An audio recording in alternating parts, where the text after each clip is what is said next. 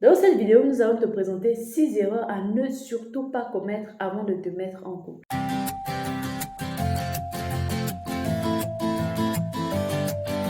C'est vrai que ça fait longtemps que tu es resté dans le célibat et lorsque quelqu'un se présente à toi, tu te dis « Ça y est, j'allais annoncer à tout le monde ». Sauf que ne te précipite pas. Ne te précipite pas. Ne te mets pas en couple très vite avant de se marier. Il est essentiel de ne pas omettre cela. Sinon, on sera malheureux tout le restant de notre vie. Premièrement, ne pas avoir la bénédiction du Seigneur. Tu dois d'abord rechercher ce que le Seigneur attend. Qu'est-ce que le Seigneur veut? Avant de te presser, de te dire oui, ça y est, on officialise, nous sommes fiancés. Est-ce que le Seigneur agrée cette union? Est-ce que c'est vraiment ton être semblable? Deuxièmement, ne pas te connaître. C'est une grave erreur, ne pas se connaître soi-même. Quelles sont tes ambitions? Quelles sont tes valeurs? Quel est le plan que le Seigneur a prévu pour toi? Si tu te presses très vite, sans te connaître, tu peux te casser la figure. Troisièmement, ne pas connaître les ambitions de l'autre.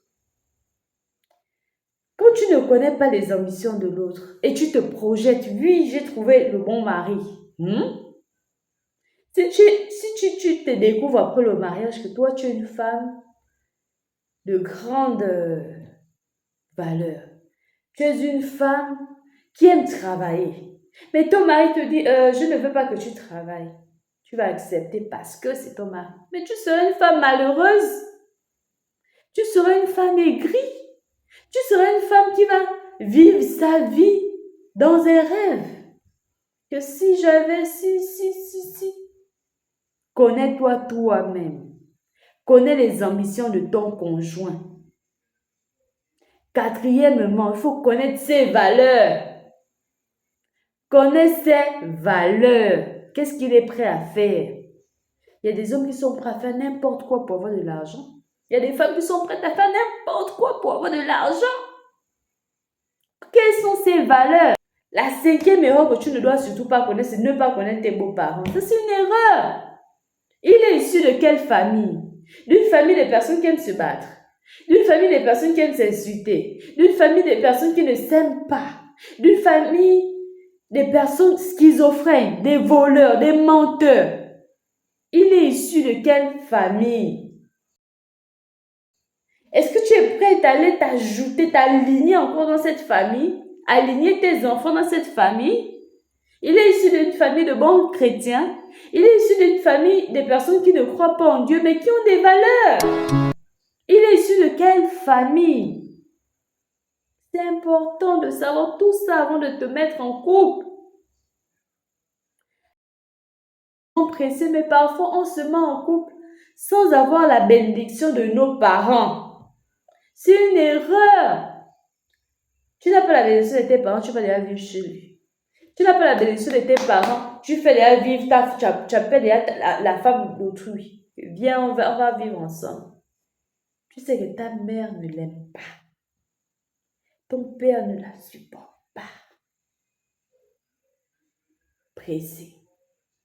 Tu n'essaies pas d'abord d'aller en médiation. Tu décides déjà on est en couple, on se fiance. On va se fiancer. Cherche à avoir la bénédiction de tes parents. Cherche à ce que tes parents te disent oui cette fois-ci. Oui, on est d'accord. Un jour, nous aurons une émission sur le regard de nos parents dans notre relation. Parce que c'est important. Parfois, maman ne l'aime pas. Tu ne sais pas pourquoi elle ne l'aime pas. Quand tu discutes avec maman, tu comprends que maman a raison. Oh Seigneur, j'ai failli faire une erreur.